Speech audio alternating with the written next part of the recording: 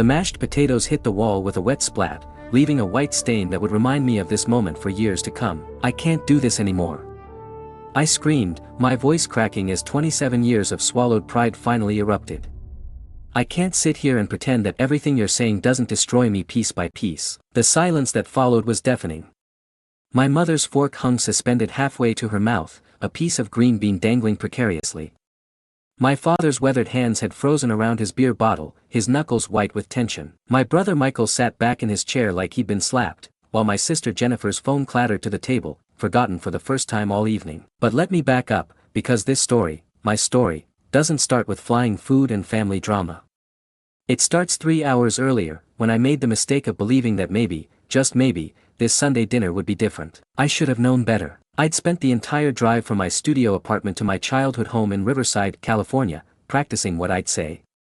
How I'd finally make them understand that my life wasn't the disaster they thought it was.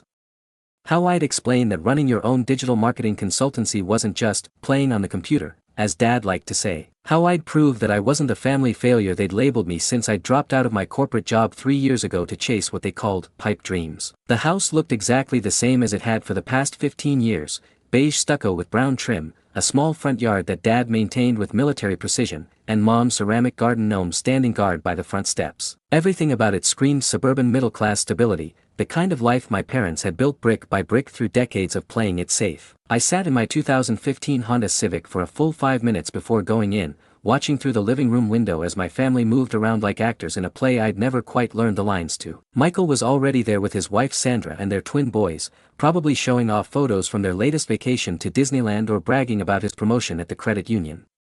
Jennifer would be fresh from her teaching job, full of stories about her students and her perfect boyfriend who was finally going to propose any day now. And then there was me, Sarah Mitchell, 27 years old, single, living in a 400-square-foot studio apartment with a Murphy bed and a kitchenette that could barely fit a microwave and a hot plate. The black sheep who'd thrown away a perfectly good administrative assistant job at a law firm to start her own business. The daughter who kept her parents awake at night, wondering where they'd gone wrong. The familiar smell of pot roast and disappointment hit me the moment I walked through the front door. Mom appeared from the kitchen, wiping her hands on the same floral apron she'd worn for as long as I could remember, her smile a little too bright, her hug a little too brief. "Sarah, honey. You look." She paused, taking in my appearance with barely concealed concern. "Thin. Are you eating enough? I know money's been tight." And there it was, less than 30 seconds through the door, and already the first subtle dig. Not, "You look great," or, "I'm happy to see you." Just immediate focus on what was wrong with my life. "I'm fine, Mom. I eat plenty." I forced a smile and handed her the bottle of wine I'd brought, a $15 Pinot Grigio that had stretched my grocery budget but was necessary for survival in this house. "Oh, you didn't need to bring anything," she said, but I caught the quick glance at the label, the slight tightening around her eyes that meant she was calculating how much I'd spent and whether I could afford it. Dad emerged from his recliner in the living room, remote control still in hand, wearing the same blue plaid shirt he wore to every family gathering. His hug was awkward, pat on the back brief, the kind you give to acquaintances at church, not your youngest daughter. "How's the, computer thing going?" he asked, because in his mind, everything I did for work could be reduced to, computer thing. "It's going well, Dad. I landed a new client last week, a boutique hotel chain that's looking to completely revamp their digital presence. It's a 6-month contract worth." "That's nice, honey," he interrupted, already turning back toward the living room. "Michael was just telling me about his promotion. Did you hear? He's going to be the new branch manager." Of course he was. Michael, the golden child, the one who'd followed the approved life script to the letter, college degree in business administration, entry-level job at the credit union straight out of school, steady climb up the corporate ladder, marriage to his college sweetheart, house in the suburbs, 2 kids, and a retirement plan that was fully funded by age 32. I followed Dad into the living room where Michael was holding court, his 5-year-old twins climbing on him like he was a jungle gym while his wife Sandra looked on with that serene smile that came from never having to worry about making rent. "Sarah." Michael stood up, dislodging children, and gave me the kind of hearty hug that was more performance than affection. "Good to see you. How's the freelancing going? Still keeping busy with the website stuff?" "Website stuff. As if 3 years of building client relationships, developing comprehensive digital strategies, and generating real revenue for real businesses could be dismissed as website stuff. Actually, it's been going really well, I said, determined to maintain optimism. I'm working with 12 regular clients now, and I just finished a project that increased one company's online sales by 68% in 4 months. Michael nodded with that polite interest you show when someone is talking about something you don't quite believe is real. That's great. Really great. Hey, Sandra, didn't you say your sister was looking for someone to do her Etsy page? Before I could explain that managing someone's Etsy page wasn't exactly what I did, Jennifer breezed in from the kitchen where she'd been helping Mom with dinner. At 25, my little sister had somehow managed to lap me in the race toward conventional success. She taught 4th grade at an elementary school, had been dating the same guy for 3 years, and possessed the kind of confidence that came from never having doubted the path she was on. Sarah. Oh my God, I'm so glad you're here. Jennifer's enthusiasm felt genuine, which somehow made what was coming worse. I was just telling Mom about the funniest thing that happened at school. We had career day last week, and one of the parents asked what my sister does for work, and I honestly didn't know how to explain it. She laughed, a bright, tinkling sound that somehow managed to be both affectionate and cutting.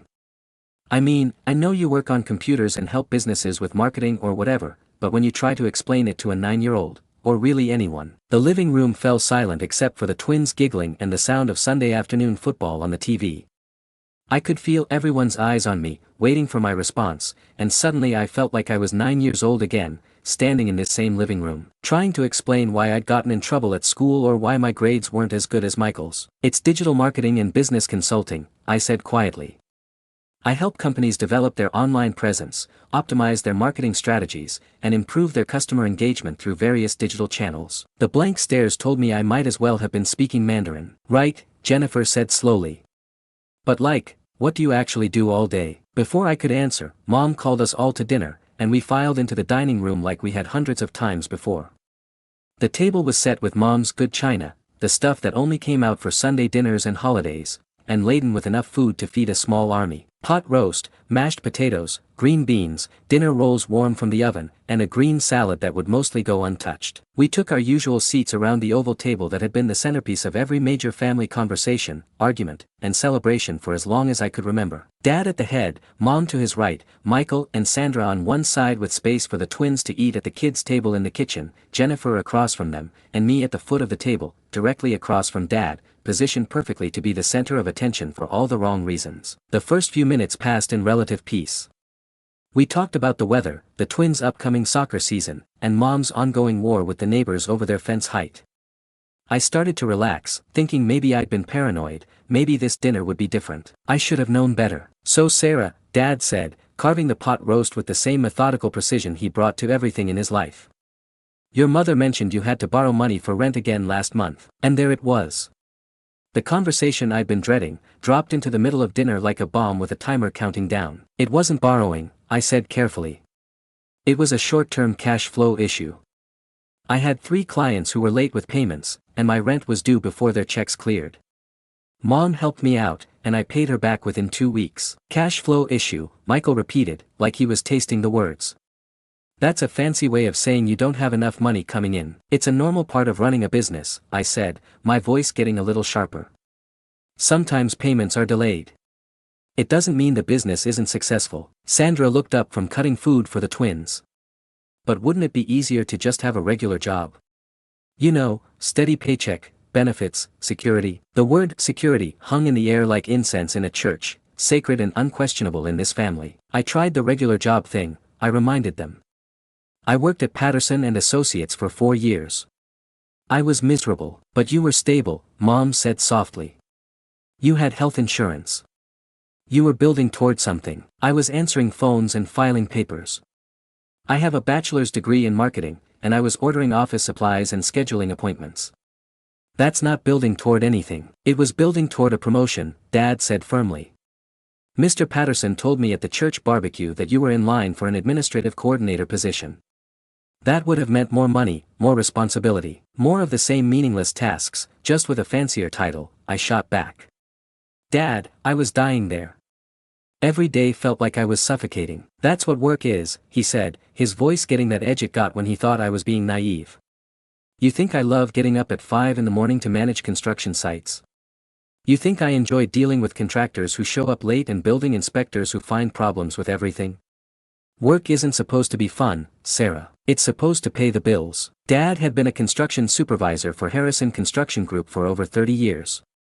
He'd worked his way up from day labor to site manager through sheer determination and an absolute refusal to take risks. In his world, you found a company that would employ you, you showed up every day, you did your job without complaining, and you retired with a pension and a gold watch. Anything outside that formula was chaos. But what if it could be both? I asked. What if you could do something you care about and still pay the bills? Jennifer laughed, not unkindly, but with that tone adults use when children say something adorable but impossible. Sarah, that's not how the real world works. That's like saying, what if unicorns were real? It's a nice thought, but it's not a fantasy, I insisted. I have clients who pay me real money to solve real problems. Last month I helped a restaurant increase their delivery orders by 40%. The month before that, I redesigned a retail website that boosted their online sales by 35%. These are real results with real impact. Then why do you need to borrow money for rent? Michael asked bluntly. The question hit like a physical blow. Because that was the thing. Despite all my talk about success and growth and real results, I was still living paycheck to paycheck. I was still choosing between groceries and gas money. I was still lying awake at night wondering if I'd made a terrible mistake. Because I'm still building, I said weakly. Rome wasn't built in a day. Rome had investors, Sandra said with a laugh. And an army. And slaves. The table erupted in chuckles, and I felt my face burning with embarrassment and anger. Look, honey, Mom said, reaching across the table to pat my hand with the same gesture she'd used when I was 5 and had scraped my knee. We're not trying to be mean. We just worry about you. You're 27 years old, and you're living like a college student. No savings, no benefits, no retirement plan. What happens when you get sick? What happens when you want to buy a house or start a family? I can't start a family because I can barely afford to feed myself, I said, the honesty slipping out before I could stop it. The silence that followed was heavy with unspoken truths. Mom's eyes filled with tears, and Dad cleared his throat uncomfortably. That's exactly what we mean, Jennifer said gently. Sarah, you're smart. You're talented. But you're also stubborn. There's no shame in admitting that this isn't working. It is working, I insisted, but my voice lacked conviction. No, it's not, Michael said, his tone shifting from teasing to serious. And we can all see it, even if you can't. You look exhausted all the time. You've lost weight. You stress eat when you come to family dinners, and you always look like you're about to cry. I wanted to argue, but I caught my reflection in the glass cabinet behind Mom's head, and I saw what they saw. Hollow cheeks, dark circles under my eyes, clothes hanging loose on a frame that had gotten thinner with each passing month of choosing work over regular meals. The market is saturated, Dad said, cutting another piece of meat. Everyone and their brother thinks they can start a computer business these days. You're competing against companies with real resources, real employees, real experience. I have real experience, I said, but it sounded desperate even to me. You have 3 years of struggling, he replied. That's not experience, that's stubbornness. The words stung because there was truth in them. 3 years of 16-hour days, of chasing clients who vanished without paying, of proposals that went nowhere, of watching my savings dwindle and my confidence erode with each passing month. Mr. Patterson would probably take you back, Mom said hopefully. You left on good terms. And Jennifer heard from her friend Katie that the school district is hiring administrative assistants. The benefits are excellent. I don't want to be an administrative assistant, I said through gritted teeth. What you want and what you need are two different things, Dad said.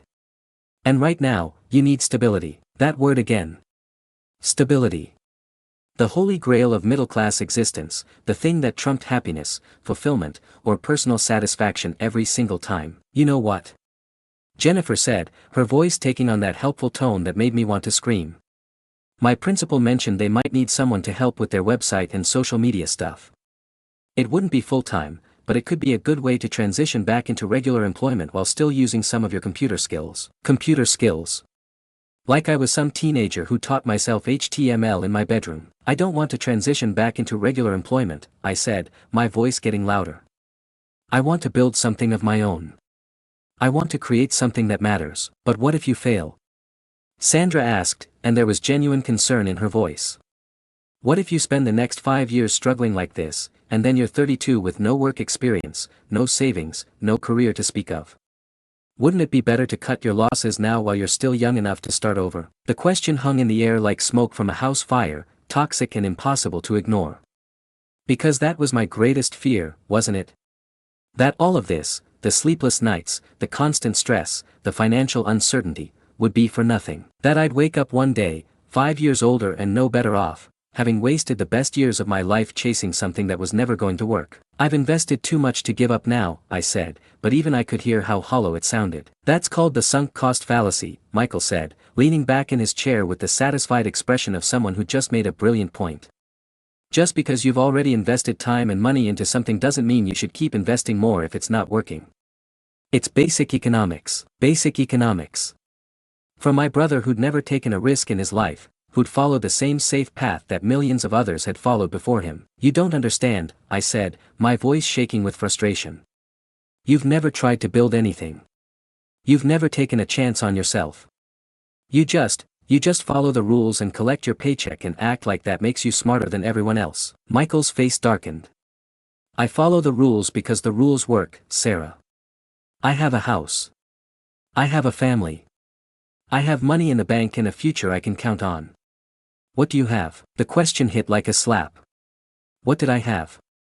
A studio apartment with a leaky faucet and neighbors who played music too loud at night. A business that barely kept me afloat. Clients who treated me like a vendor rather than a consultant. A bank account that never had more than a few $100s in it. I have freedom, I said weakly. Jennifer actually laughed out loud. Freedom. Sarah, you work more hours than any of us. You're constantly stressed about money. You can't take vacations, you can't go out with friends, you can't even afford to buy decent groceries. That's not freedom, that's poverty with extra steps. The words struck home because they were true. I did work more hours than any of them. I was constantly stressed about money. I couldn't remember the last time I'd taken a real day off or gone to a movie or bought something just because I wanted it. At least I'm not settling, I said, but my voice was barely above a whisper. Settling. Dad's voice rose, and I could see the anger building behind his eyes. You think I've been settling for 30 years? You think your mother settled when she took that job at the insurance company? We built this life, Sarah. We built this house, we raised 3 kids, we put money away for retirement. That's not settling, that's succeeding. But are you happy? I asked, and the question came out more desperate than defiant. The silence that followed was thunderous. Mom's fork clinked against her plate. The twins' laughter drifted in from the kitchen. The football game continued its background murmur from the living room. Happiness is a luxury, Dad said finally. Happiness is what you get to worry about after you've taken care of your responsibilities. What if they don't have to be mutually exclusive? I asked. What if you could be responsible and happy? Then everyone would do it, Mom said simply. The fact that most people don't should tell you something. I looked around the table at these people I loved, these people who'd raised me and supported me and worried about me, and I realized that we were speaking completely different languages. They saw my life as evidence of failure, while I saw it as evidence of courage. They saw security as the highest good, while I saw it as a prison. They saw my struggles as proof that I should give up, while I saw them as the price of building something meaningful. I can't live like you, I said quietly. I can't wake up every day and go to a job I hate and pretend that's enough. I can't spend 40 years of my life doing work that doesn't matter just so I can retire and finally start living. That's not what we do, Jennifer protested. I love teaching. Michael loves his work at the credit union, but I could see the uncertainty in their eyes, the moment of doubt that suggested maybe they were trying to convince themselves as much as me. Do you? I asked. Do you really love it, or do you just tell yourself you do because the alternative is too scary to consider? The question hung in the air like a challenge, and I could see I'd crossed a line. Dad's face was getting that red color it got when he was really angry. Mom was twisting her napkin in her hands. Michael was looking at me like I'd just insulted his children. You know what your problem is? Michael said, his voice cold and controlled. You think you're special. You think you're different from the rest of us, like the normal rules don't apply to you. But here's the thing, Sarah, you're not special. You're just irresponsible. The words hit like physical blows, each one landing with precision in all the places I was most vulnerable. You're 27 years old, and you're living like a teenager, he continued. You have no savings, no benefits, no plan for the future. You borrow money from mom and dad, and then you sit here and lecture us about settling and following rules, like we're the ones who have it wrong. Michael, Mom said softly, but he was on a roll now. No, she needs to hear this. We all tiptoe around it every month, but someone needs to say it. Sarah, you're not an entrepreneur. You're not building something meaningful. You're a grown woman who can't support herself, and instead of admitting it, you've convinced yourself that your failure is actually nobility. The room was spinning. I could feel tears building behind my eyes, and I knew that if I cried now, it would just prove everything they were saying about me. I'm not failing, I whispered. Yes, you are, Jennifer said, and there was sadness in her voice rather than anger. And we can all see it except you. Sarah, when was the last time you bought new clothes? When was the last time you went on a date? When was the last time you seemed happy? I couldn't answer because I couldn't remember. The last few years had blurred together into an endless cycle of work and worry, of chasing payments and fighting for clients and wondering if I was fooling myself about everything. We love you, Mom said, tears in her eyes. But we can't watch you destroy yourself like this. You're killing yourself for something that isn't working, and you're too proud to admit it. Pride, Dad said, shaking his head. That's what this is really about. You can't stand the idea that you might be wrong, so you're willing to sacrifice everything, your health, your future, your family's peace of mind, just to avoid admitting that you made a mistake. That's when something inside me snapped. 3 years of self-doubt, 3 years of family dinners where I was the problem to be solved, 3 years of being treated like a child who couldn't manage her own life, it all came rushing up at once. You want to know what this is really about? I said, my voice shaking with rage. This isn't about my business or my finances or my future. This is about the fact that I'm doing something you're all too scared to do. I'm taking a risk. I'm betting on myself. And that terrifies you because it makes you look at your own lives and wonder what you might have done differently if you'd had the courage. The silence that followed was deafening. So you tear me down, I continued, the words pouring out like water through a broken dam. You make me feel small and stupid and irresponsible because if I'm wrong, then you don't have to question whether you're right.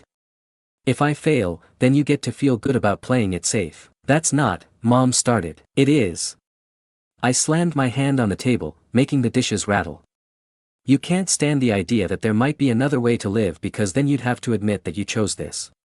You chose the safe job and the safe house and the safe life, and you're angry at me for showing you that those weren't the only choices. Michael stood up so fast his chair nearly tipped over. How dare you, he said, his voice low and dangerous. How dare you sit there and act like we're the problem? We're not the ones who can't pay rent. We're not the ones who have to borrow money from our parents. We're not the ones whose lives are falling apart. My life isn't falling apart, isn't it? Jennifer asked quietly, and something in her voice made me stop shouting. Sarah, look at yourself. Really look. When was the last time you were genuinely happy? When was the last time you weren't stressed about money or clients or whether you were going to make it another month? I opened my mouth to answer and realized I couldn't. I couldn't remember the last time I'd felt genuinely happy or secure or hopeful about the future. That's what we thought, Dad said softly. Honey, we're not trying to hurt you. We're trying to save you. Save me from what? From wasting your life, Mom said, tears streaming down her cheeks. From spending the best years of your life chasing something that's never going to happen. From ending up 40 years old with nothing to show for it but regret. And that's when I grabbed the bowl of mashed potatoes and hurled it at the wall, watching it explode in a shower of white starch and broken ceramic, finally giving physical form to all the rage and frustration and heartbreak that had been building inside me for 3 years. I can't do this anymore. I screamed. I can't sit here and pretend that everything you're saying doesn't destroy me piece by piece. The silence that followed was complete. Even the twins had gone quiet in the kitchen, probably wondering what the crazy aunt had done now. I looked around the table at their shocked faces, Mom with her hand over her heart, Dad gripping his beer bottle like an anchor, Michael and Jennifer staring at me like I'd just set the house on fire. I'm sorry, I whispered, though I wasn't sure what I was apologizing for.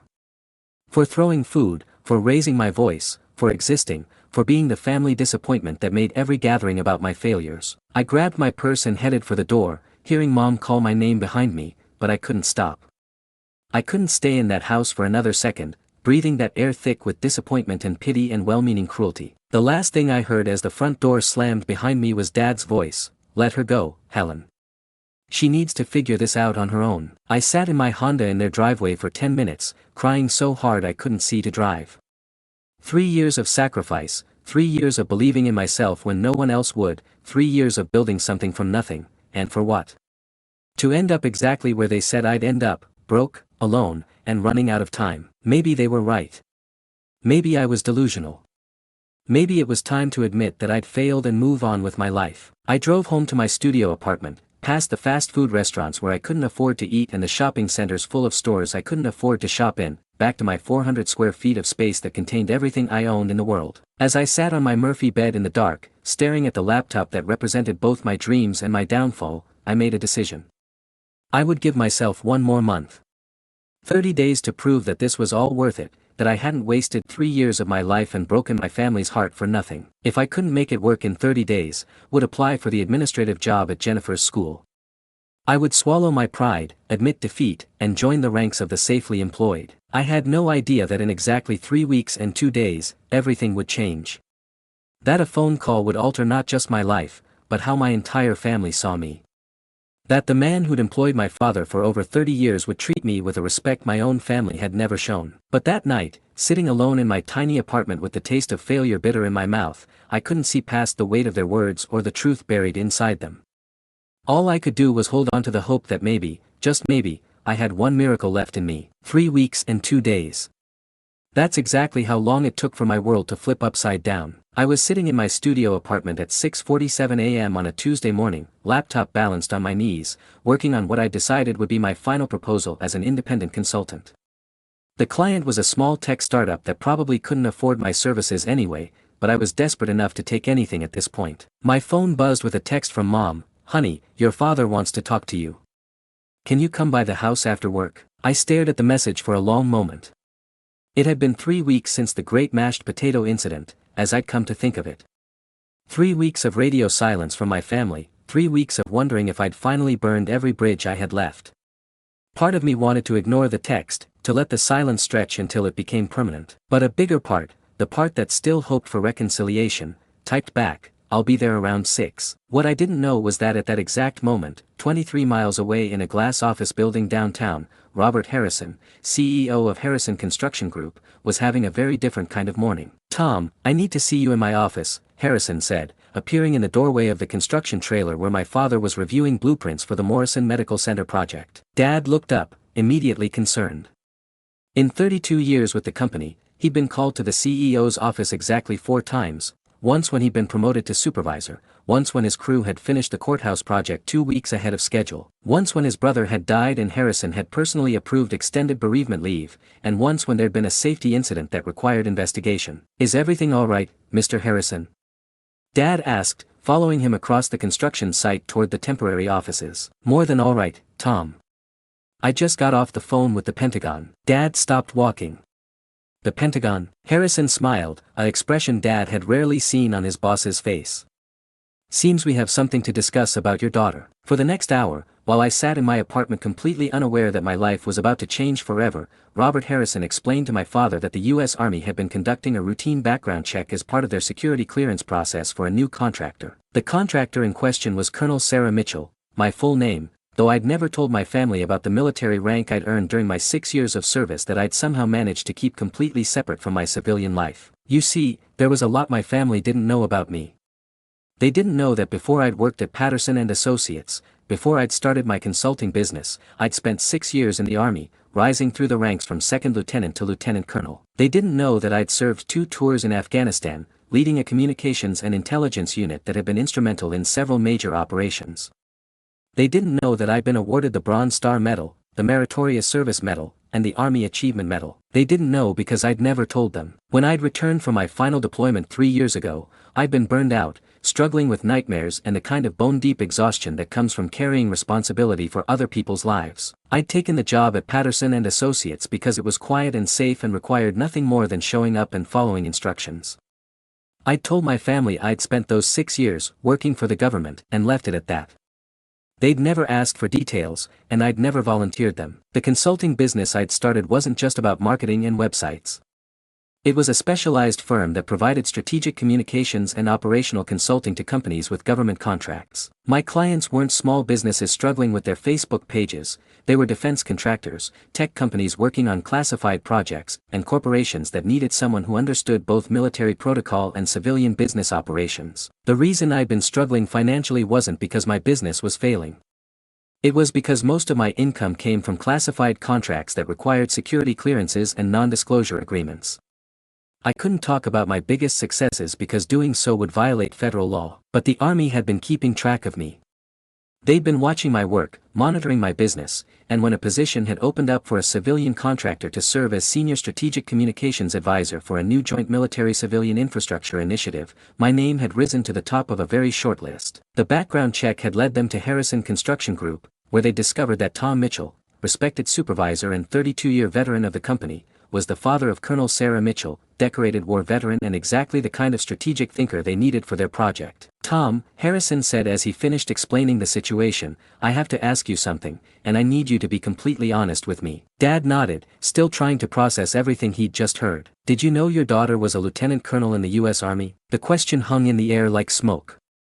Dad's face went through a series of expressions: confusion, disbelief, something that might have been pride, and finally, a kind of shame that Harrison had never seen before. "No," Dad said quietly. "I didn't know." Harrison studied my father's face for a long moment. "Tom, you've worked for me for over 3 decades. You're one of the most reliable, hardworking people I've ever employed. But I have to ask, how do you not know that your daughter is a decorated war veteran?" Dad was quiet for a long time, staring at his hands. When he finally spoke, his voice was barely audible. We don't talk much. About her work, I mean. She said she worked for the government for a while, but we assumed it was some kind of desk job. She never." He trailed off, realizing how it sounded. "How it looked." "Tom," Harrison said gently, "the Army wants to offer your daughter a consulting contract worth $2.3 million over 3 years. They're calling her one of the most promising strategic minds of her generation. The project she'll be working on involves coordinating infrastructure development across 6 states, managing a team of 47 people, and interfacing directly with the Pentagon." Dad felt the air leave his lungs. "They want to announce her appointment at a ceremony next week. They've asked me to be there because some of the infrastructure work will involve private contractors, and Harrison Construction Group has been selected as one of the primary partners." Harrison paused, letting that sink in. "They want me to introduce her as Lieutenant Colonel Sarah Mitchell, daughter of Tom Mitchell, one of our most valued employees. They want to honor both of you, her for her service and strategic expertise, you for raising a daughter who exemplifies the values of dedication and excellence." Dad put his head in his hands. "Tom, what am I missing here? Because from where I'm sitting, it looks like you don't know your own daughter." The conversation that followed was one of the most difficult of Dad's life. He found himself explaining to his boss, a man he respected more than almost anyone, how he'd spent the last 3 years watching his youngest daughter struggle, assuming she was irresponsible and immature, never bothering to really understand what she did for work or why it mattered to her. He told Harrison about the family dinners, about the constant criticism, about the Sunday 3 weeks ago when they pushed her to the breaking point. He told him about the mashed potatoes on the wall and the way she'd looked at all of them before walking out, like they'd broken something inside her that couldn't be fixed. Harrison listened without interruption, his expression growing more troubled with each detail. "Tom," he said finally, "I think you need to have a conversation with your daughter. Today. That's why Mom had texted me. That's why I found myself driving back to the house I'd fled from 3 weeks earlier, expecting another intervention about my failed life, completely unaware that everything had changed. I knocked on the front door instead of using my key, unsure of my welcome. Mom answered, and her face was different somehow, like she'd been crying, but also like she'd seen something that had fundamentally altered her understanding of the world. "Sarah," she said, and her voice broke on my name. "Come in, honey. Please." The house felt different too. Quieter, more serious. Dad was waiting in the living room, still wearing his work clothes, sitting on the edge of his recliner like he couldn't quite settle. Michael and Jennifer were there too, which surprised me. It wasn't a normal family dinner night. "We need to talk," Dad said without preamble. "All of us." I remained standing near the doorway, ready to bolt if this turned into another attack on my life choices. "If this is about the other week, I already apologized for." "Sarah." Dad's voice was different. Quieter. More careful. "I got a call today. From my boss. I felt my stomach drop. Oh God, what did I do? Did someone complain about me? No. Dad stood up, and I realized his hands were shaking. Sarah, why didn't you tell us you were in the army? The question hit me like a physical blow.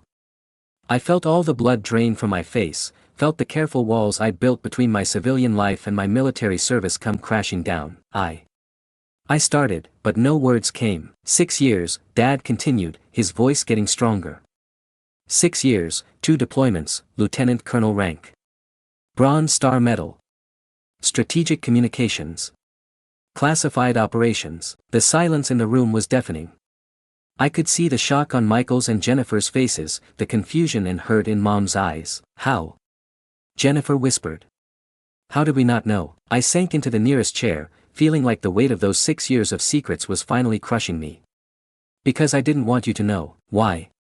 The word came from Dad like a prayer. I looked around the room at these people I'd grown up with, these people who'd shaped me and loved me and never really understood me, and I realized that the truth was going to hurt all of us. Because I knew you'd be proud of me for the wrong reasons, I said quietly.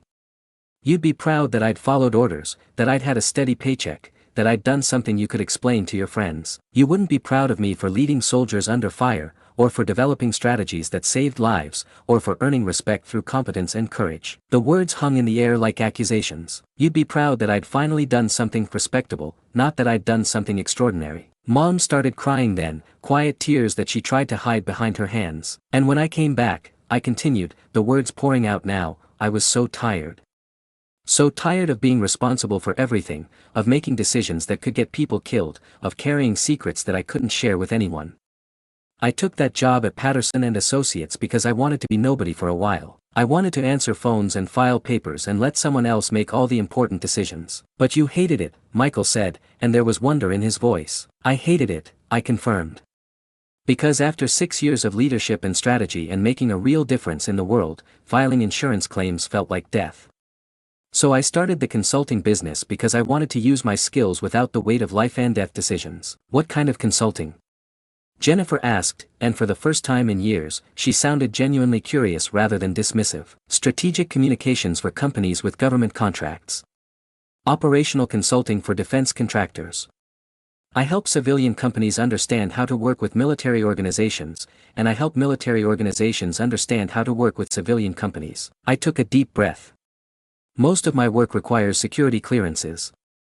I can't talk about my biggest clients or my most successful projects because they're classified. So when you ask me what I do all day, I can't tell you that last month I helped design the communication protocols for a joint military-civilian disaster response system that's going to save thousands of lives when the next hurricane hits. The room was so quiet I could hear the tick of the wall clock. I can't tell you that I'm the primary strategic advisor for a project that's revolutionizing how the Army coordinates with private contractors on infrastructure development. I can't tell you that the cash flow problems I've been having are because the government pays invoices on a completely different timeline than civilian clients, and most of my income comes from contracts that pay quarterly rather than monthly. Dad's voice was barely a whisper. How much? The current contracts? About $40,000 a month, when the payments come through. The new contract they want to offer me? About $65,000 a month for the next 3 years. The silence that followed was complete. Sarah, Mom said finally, why didn't you just tell us? The question broke my heart because it was so simple and the answer was so complicated. Because you never asked, I said, tears starting to fall. In 3 years, none of you ever asked for details about what I actually did. You just assumed I was failing because I couldn't afford to eat out or buy new clothes. You assumed I was irresponsible because I had to borrow money for rent sometimes. You never asked why I worked such long hours or what I was working on or whether I was good at it. You assumed I was a failure because my life didn't look like yours. Because I wasn't following the path you understood. And I let you assume it because I stopped trying to find the words for something I'd never articulated before. Because it was easier than trying to explain that I'd seen war and come home to a world where the biggest crisis was which health insurance plan to choose. It was easier than trying to make you understand that after 6 years of serving my country, I wanted to build something that was mine, even if it meant struggling sometimes. Dad sat down heavily, his face in his hands. Jesus, Sarah. What have we done? Before I could answer, there was a knock at the front door. Mom looked confused. We weren't expecting anyone, and it was after 7 p.m. on a Tuesday. Dad answered the door, and I heard a voice I didn't recognize saying, Mr. Mitchell. I'm Robert Harrison, from Harrison Construction Group. I believe we spoke earlier today about your daughter. My blood turned to ice. Dad's boss was here. At the house. While I was here, Mr. Harrison, Dad said, his voice tight with panic. We were just. Sarah is here, actually. Perfect, Harrison said, stepping into the living room with the confidence of a man accustomed to being in charge. I was hoping to meet her. I stood up automatically, my military training kicking in even though I was wearing jeans and a t-shirt. Harrison was a tall man in his 60s with silver hair and sharp eyes that missed nothing. Colonel Mitchell, he said, extending his hand. It's an honor to meet you. The title hung in the air like a revelation. I could feel my family's shock radiating through the room. Mr. Harrison, I said, shaking his hand. Though I go by Ms. Mitchell in civilian contexts. Of course. I apologize for the intrusion, but I wanted to speak with you about the Pentagon contract, and when your father mentioned you were here tonight. He looked around the room, taking in the family tableau, Mom still teary-eyed, Michael and Jennifer staring at me like they'd never seen me before, Dad looking like he'd been hit by a truck. I see I've interrupted a family meeting, Harrison said carefully. Actually, I said, my voice stronger than I felt, I think your timing might be perfect. Harrison smiled. Good. Because I have something to tell all of you that I think you'll want to hear. He turned to address the entire room, his voice taking on the formal tone of someone making an announcement. Ladies and gentlemen, I had a very interesting phone call today from General Patricia Rodriguez at the Pentagon. It seems that the U.S. Army wants to offer your Sarah, Colonel Mitchell, a position as Senior Strategic Communications Advisor for the Joint Military-Civilian Infrastructure Initiative. He paused, letting that sink in. This is a 3-year contract worth $2.3 million. The position involves coordinating infrastructure development across 6 states, managing a team of 47 people, and reporting directly to the Pentagon. Colonel Mitchell will be one of the youngest people ever to hold this level of responsibility in a joint military-civilian operation. The silence in the room was absolute. The Army considers her one of the most promising strategic minds of her generation. Her work in Afghanistan was exemplary, her transition to civilian consulting has been remarkable, and her ability to bridge military and civilian operations is exactly what this initiative needs. Harrison turned to look directly at Dad. Tom, they want to hold a ceremony next week to announce her appointment. They've asked me to be there because Harrison Construction Group has been selected as one of the primary contractors for the infrastructure work. They want me to introduce Colonel Mitchell as the daughter of Tom Mitchell, one of our most valued employees. He smiled. They want to honor both of you, her for her service and strategic expertise, you for raising a daughter who exemplifies the values of dedication and excellence. Dad made a sound that might have been a sob. But here's the thing, Harrison continued, his tone becoming more serious. When I told Tom about this today, I discovered that he didn't know about his daughter's military service. Didn't know about her rank, her decorations, or her strategic expertise. And that concerns me. He looked around the room. Because if Tom Mitchell, one of the most observant, dedicated people I know, doesn't understand what his own daughter has accomplished, then I have to wonder what other things we're all missing. Harrison turned back to me. Colonel Mitchell, your father tells me that your family has been concerned about your career choices. I felt my face burning with embarrassment. Mr. Harrison, let me finish, he said gently. He tells me that there have been family dinners where your work has been questioned, where your financial stability has been criticized, where you've been made to feel like you're not living up to your potential. The room was so quiet I could hear my own heartbeat. What your family didn't know, what they couldn't know because you chose not to share it, is that while they were worried about you, the United States Army was watching your work and planning to offer you one of the most prestigious consulting contracts in the country. He looked directly at Michael and Jennifer. While you were concerned about her stability, she was building a business that specializes in some of the most complex strategic challenges facing our military and our country. Then he looked at Mom and Dad. While you were worried about her future, she was establishing herself as one of the leading experts in military-civilian strategic communications. Harrison's voice softened. Tom, I've known you for 15 years. You're a good man and a dedicated employee. But I think you owe your daughter an apology. All of you do. The silence that followed was broken by the sound of Jennifer crying. I'm so sorry, she whispered. Sarah, I'm so sorry. Michael stood up abruptly and walked over to me. For a moment, I thought he might yell, might find some way to make this about my failures instead of his assumptions. Instead, he pulled me into a hug. I'm an ass, he said quietly. I'm such an ass, and I'm sorry. Mom was crying openly now, and Dad. Dad looked like someone had taken apart everything he thought he knew about the world and handed him back pieces that didn't fit together the same way. Harrison watched this reunion with satisfaction, then checked his watch. I should let you all process this privately. Colonel Mitchell, can we schedule a meeting to discuss the Pentagon contract? Tomorrow, perhaps. Yes, sir, I said automatically, then caught myself. I mean, yes, Mr. Harrison. Tomorrow works. He smiled. Sir is fine, Colonel. Once military, always military, right? He headed toward the door, then turned back. Oh, and Tom. Take tomorrow off.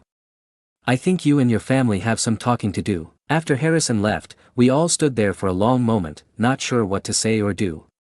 The entire foundation of our family dynamic had just shifted, and none of us knew how to navigate the new landscape. Colonel, Dad said finally, and the word sounded strange in his mouth.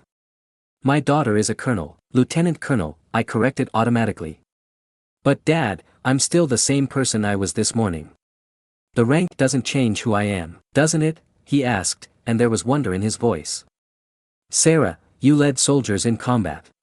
You earned medals for bravery and strategic thinking. You've been building a business that works with the Pentagon while we've been worried about whether you could afford groceries. I could afford groceries, I said quietly. I just chose to invest my money in equipment and security clearances and professional development instead of eating out or buying new clothes. It was a choice, not a failure. Mom sat down heavily on the couch. How many soldiers? What? How many soldiers did you lead? I thought about it. It varied by deployment. Usually between 20 and 30, but during the final operation in Kandahar, I was coordinating communications for about 200 personnel across multiple units. 200 people, Michael said, shaking his head. You were responsible for 200 people, and we've been treating you like you couldn't handle a part-time job. It's different, I said, but even as I said it, I knew they were right. Military leadership and civilian business are completely different things, are they? Jennifer asked. Because it sounds like your consulting business is basically the same thing, coordinating between different groups, managing complex communications, solving strategic problems. I looked around the room at these people who'd raised me, who'd loved me, who'd spent 3 years completely misunderstanding everything about my life, and I realized that maybe the problem wasn't just their assumptions. Maybe the problem was that I'd been so afraid of their judgment that I'd never given them the chance to know who I really was. I was scared, I said finally. I was scared that if I told you about the army, you'd expect me to be someone I wasn't ready to be. I was scared that if I told you about the consulting business, you'd ask questions I couldn't answer because of security clearances. I was scared that if you knew the truth, you'd love the accomplishments instead of loving me. Dad stood up and walked over to me, his movements careful and deliberate. When he reached me, he did something he hadn't done since I was a little girl. He hugged me tight and didn't let go. I'm proud of you, he whispered into my hair. I'm so proud of you, and I'm so sorry it took your boss coming to my house to make me see it. And for the first time in 3 years, I believed him. What did you think of this epic twist? Did you see it coming that Sarah was a decorated military officer? Share your thoughts about family assumptions and hidden strengths in the comments below. Don't forget to subscribe for more incredible true stories of family redemption and unexpected revelations. Hit that notification bell and share this story with someone who needs to remember that we never really know the full story of the people we love most.